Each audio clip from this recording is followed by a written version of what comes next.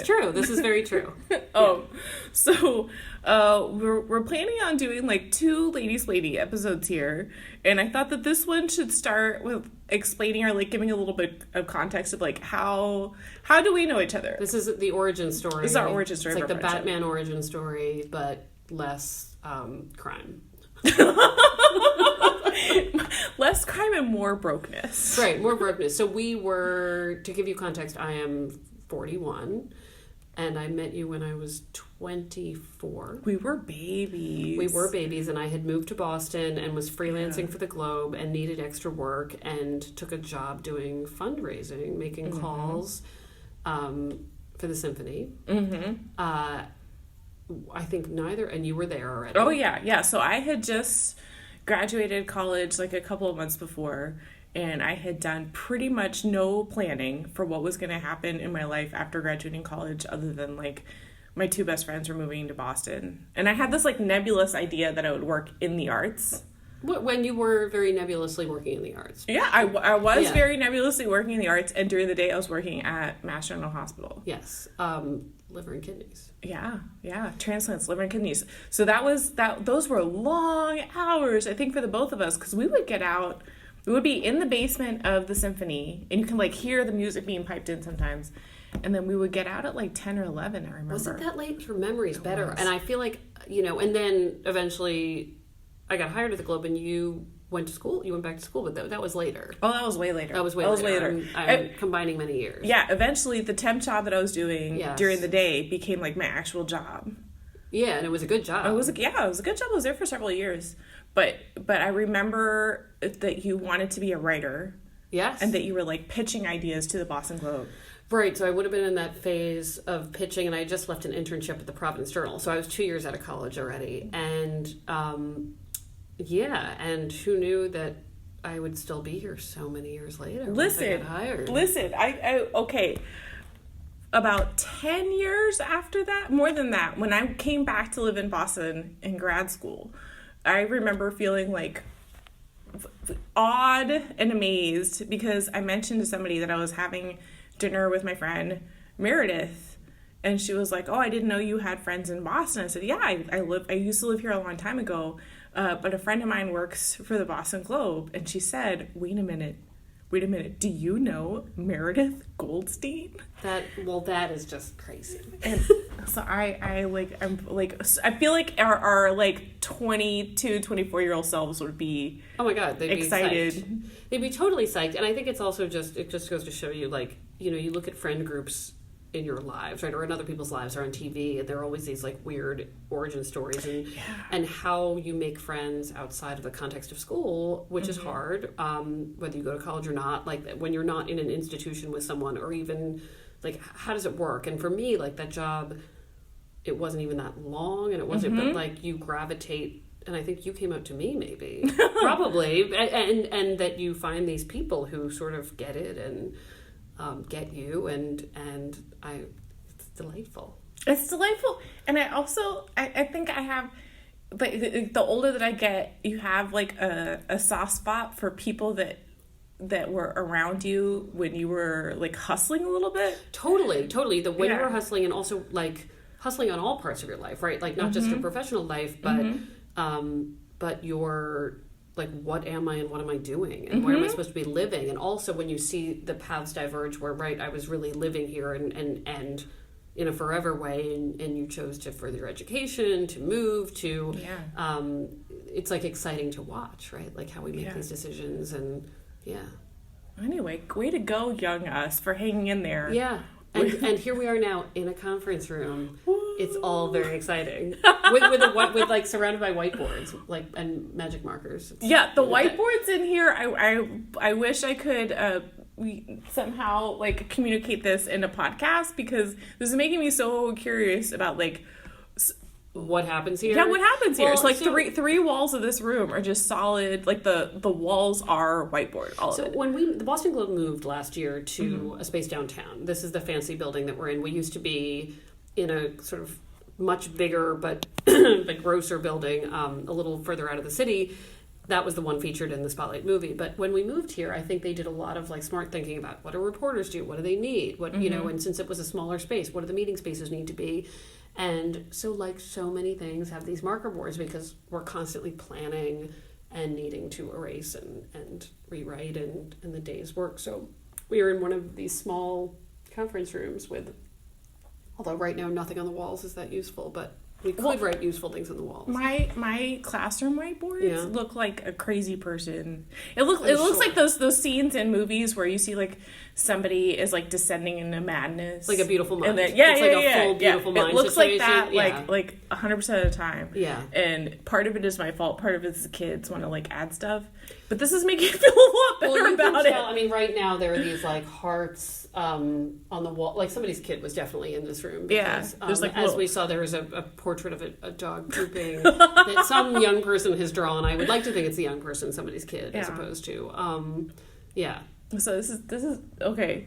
I love this. Yeah. So I also want to super awkwardly segue. Do it.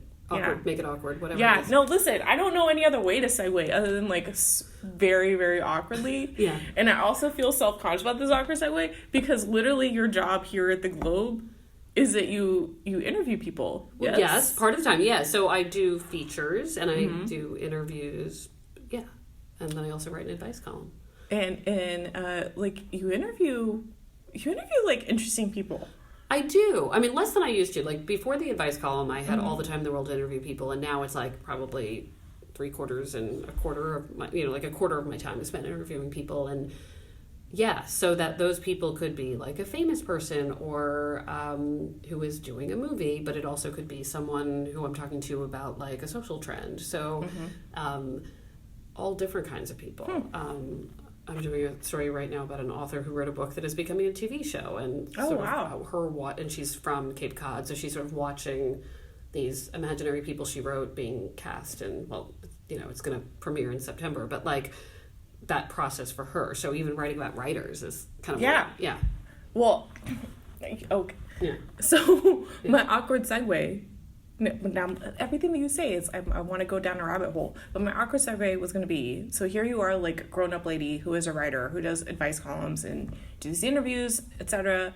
When you were a kid, one, you strike me as somebody who was always a writer and kind of always wanted to be a writer. I think so, yeah. B, what did you read when you were a kid? What kind of reader were you? I think I was a pretty big reader. I was also read too. Like, I have an older sister who's 4 years older, and she is a casting director now. And she casts lots of, like, she does, like, commercials and shows and that kind of thing. And I don't think I knew that. Yeah, it's really interesting stuff you never think of also that should be cast like a Facebook video or something that you take for granted just exists. And it's like, all these things need casting directors. So, but she's, you know, her background is in theater, and she's a dramatic person, and I know that she read The Lion, the Witch, and the Wardrobe to me, and like would do voices. So like my expectation to be entertained, I think, while I read, and was always big. I mean, my whole bookshelf was Beverly Cleary growing up. It was so much Beverly Cleary that like there was so much Ramona that like yes. And then I think I got to that phase where, you know, you start wanting to... I was a big Phantom Tollbooth person. I went through, like, a phase of Phantom Tollbooth that was pretty significant. And... my face is stricken with panic right now because that book is in my classroom. I've never read it. I haven't read it in a while, and years ago, they the Wheelock Family Theater at Wheelock College did Phantom Tollbooth, so I saw it as a play. Oh, wow. And I meant to recommit and read it again.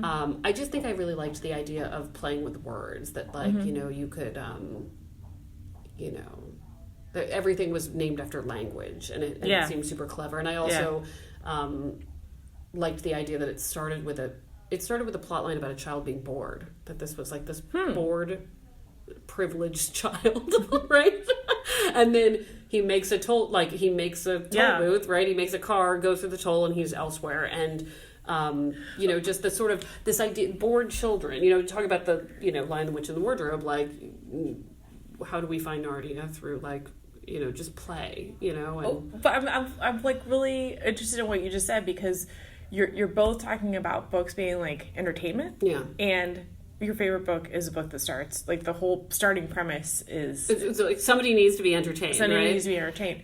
Which I love, because I really believe in that, in, like, the power of boredom. Like, I am somebody who is easily bored. Yeah, I am somebody who is easily bored, and I think that, like, that directly relates to kind of the way that I live my life, is that I just want to be entertained a lot. Yeah, which sounds negative, except that, like, it leads you to many adventures. And it can be a privilege to be bored, right? Like, where it means you're not working, it means you don't have something you have to do, but it can also be... Wait, but does bored mean unoccupied? Because I think that there are plenty of people who work in jobs that they don't particularly care for, that are bored while having to do a thing. Yeah, no, that's a part of it too. And you think about these narratives, right? About, like, I am doing a boring thing that turns out not to be boring. Like, I'm not a big Matrix person, like that movie, The Matrix, this idea that I have. I mean, talk about a fantasy for a lot of people who work in a cubicle, right? Like, I'm in a cubicle, I am doing this thing that seems monotonous. And now it turns out I'm the center of the universe, right? I mean, like, all of these things, right? Like, these fantasy narratives about, like, I am bored. So there are different types of boredom, right? There's, like, I'm home in a suburb and I have no entertainment and I can't get anywhere boredom, which I think The Phantom Tollbooth is a little bit more about. It's like, I have grown tired of my playthings, and now this seemingly weird package that also looks boring turns out to bring me somewhere else. And yeah, I mean, I think I like it. It's a wonder I don't write fantasy, because I love reading fantasy and I love reading sort of fairy tale books. Everything that I've actually written has been rooted in truth and reality, especially the journalism part of it, right? But my favorite books to read are Take Me Elsewhere or Bring Elsewhere to Me. Whether it be a vampire that comes to town, or finding I was actually recently on a podcast, if I'm referencing other podcasts, called Worst Bestsellers, where they go through bestsellers that are incredible bestsellers, but are also super questionable, such as, like, The Notebook, which turns out I had never read The Notebook. It has some problems. But one of the two women who host the podcast, and these are librarian type people, they're so well read, and one said, like, I don't want to deal with a book with a map. If it starts with a map, I don't want to deal with it. And we were laughing because I was like, if I open that first page of a book and it's a map, I am psyched. I mean, even though it can be ridiculous, and I'm not a Game of Thrones person for books, and I take a book like Graceling, right? Christian Kishore, which I love this book. Yeah. And when I opened the map, I was like, give me the map. I want to know this weird world. You're making me think here, because I did not like modern books when I was a kid. So what was your go-to? I'm all messed up as a person, because my, like, steady diet was Mexican soap operas, and, like, as a teenager, like, French 19th century novels. This is why we're friends. Yeah. Like, I had that, like, Victor Hugo. Like, I expected Victor Hugo levels of plot at every moment. And then, I like Dickens. I like anything with, there's going to be, like, mistaken identity and, like, a baby stolen who has, like, a secret patrimony. Lots of doomed love. Oh, that's and great. then, like, all the Jane Austen, Charlotte Bronte, type of people. And I can never as an adult, like, I hate the modernists. I straight up hate them. Anything that intellectualizes too much. I want plot. I want things to happen. I want things to move. Yeah, and I think I'm into plot. One book that I did read a lot, and I've been thinking about it a lot. This totally takes us off course, but a book called Suzuki Bean, which was and by the way, when I've tried to buy this book now, they're all like $100 or more, and it seems to be out of print. And it was sort of a take on Eloise, like a girl who lives in New York, not a girl who lives in a hotel. I can't remember where she lives, but her parents are like beat poet type people, and it's like this sort of hipster child, and I think it might have even been a parody of the Eloise things, but my parents had it for me. When I've Googled it now, it's like it goes for a ton of money, that it was this, like, weird culty thing. Well, I guess, like, we want to see ourselves as the precocious child. Yes, and I just didn't know that that might have been part of the joke. I was too young to know. Oh, and Bridge to Terabithia, but yeah. which wrecked me, which wrecked me and taught me a lesson that it's like my life motto. Mm-hmm. But now I'm afraid of ruining the end of that book for people who haven't read it because it involves the ending. Oh, okay, that's rough. Well, I'll say this. There are great losses in that book. There's a wonderful friendship in that book, and there's and family issues. Am I doing a good job? And great losses, and there's a loss at the end of that book. That's all I'll say. And the main character's response is to bring someone new into the world mm-hmm. that he had with this person. And I think about that all the time, like bringing new people into a community. Like, we can all live in Terabithia. It doesn't have to be just you and one person. Like, you can crown someone new. And when I've had losses in my life, I have brought someone in. Does that make sense? It does. I mean, it's beautiful. That book is devastating. Oh, it's devastating. And I never saw the movie. And I actually think I knew that her family, the author's family, had some involvement. And I trust them. And I trust Zooey Deschanel, who plays the T-shirt. Do you know that it's like one of the reasons I can never fully get into the Hunger Games movies is because the young actor is in the Bridge to Terabithia movie. Which young actor? It's Peeta Mellark. Oh, yeah. Yeah, I never saw the movie because I knew I couldn't. I've never seen the whole thing. Well, I thought worst case scenario it's bad. Best case scenario is still worst case scenario because if it's good, it's going to wreck me. Yeah, no, I was emotionally devastated by Bridge, which, like, of course I was. Like, it is. It, like, you are not the same. You're not the same after that book. But I'm also thinking of Little Women. Little Women, but also Little Princess. That one got me at, like, I never read it. The movie version of it is really beautiful, actually. Okay. But there's a scene that hinges on, like, intense like separation from a parent in an intense way. Yeah. And, like, the setup of it is actually less damaging than what happened to the kid in the book. Oh. But the way that it was portrayed is, like, much more, you know, because in the book, like, a loss that happens sort of, like, off stage. Okay. And in the movie, you know, you experience that. You experience it, and like in the movie, it doesn't end up being a loss, but it's just, oh my gosh, no, there are these.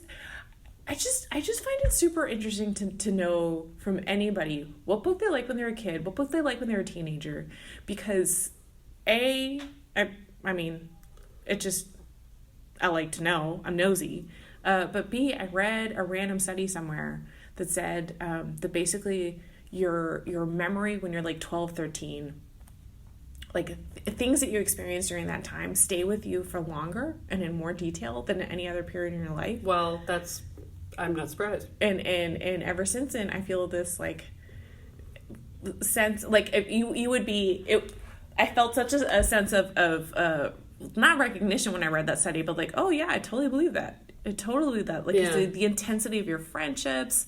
It's a lot of firsts. Yeah. But I think that they're, like, that I'm much more deeply influenced by books that I read when I was a kid and I was a teenager. Yes. Than books I've read in the last 15 years. Well, one of the first grown-up books I read and felt like I really had been given this privilege of, I was in high school and a teacher had given me a book called The Odd Woman by Gail Godwin, which was sort of a spin-off of The Odd Women. The Odd Women. And it was about a 30-something professor at a college, English professor, who is single and having an affair with a married man. That's what I remember of it. That's another one I should go back and read. And I fell in love with that book. And the idea that I fell in love, I romanticized this character, she's single. And she's in her 30s. And she doesn't have children. And she does her own thing and makes her own money and has a specialty. And her romantic relationship was not good in this book. But I found it hopeful as a teenager that I could live this sophisticated life when I was older and do my own thing. And that even though the book makes her life very lonely, especially in academia, I felt like I had been trusted with the story of a mature adult. by whatever teacher let me borrow this book, which is surprising that she did. Yeah. But I was like, I am now in a club of women who know about women. And I don't know if I would have that feeling about the book if I read it now, but boy, did it made me really want to be a writer and to be a woman worth writing about in this way that I, See, I feel like I had a little bit the opposite experience. With? Well, I remember my first time reading Persuasion, and I must have been like 16 or 17, and just thinking, God, this is a terrible novel because she's so old. Like, why am I reading about the romance of this like old woman? And if you read that novel, she's 27. Oh my God. Like, she's 27. And I read that at some point, I reread it at some point in my 30s, and I couldn't get past the memory of like, what was going on in my 16-year-old brain or 17-year-old brain, when I read it the first time. And as an adult, I think like the first time, just as a human, the first time that I had that realization of like, oh, there are these women who lead these like full and fascinating lives that are a little bit outside the mold, was Louisa May Alcott. Oh, yeah. As I went to go visit Orchard House. Oh, yeah. It's here in Concord. Yeah. And I had this like, like cutesy idea of, I liked Little Women when I was a kid. I'm going to go see the house and it's going to be cute. And then when I got there, I realized a couple of things about the family. First of all, that the father, like the reason that they live in genteel poverty in the book is because the father like kept bankrupting the family. Yeah.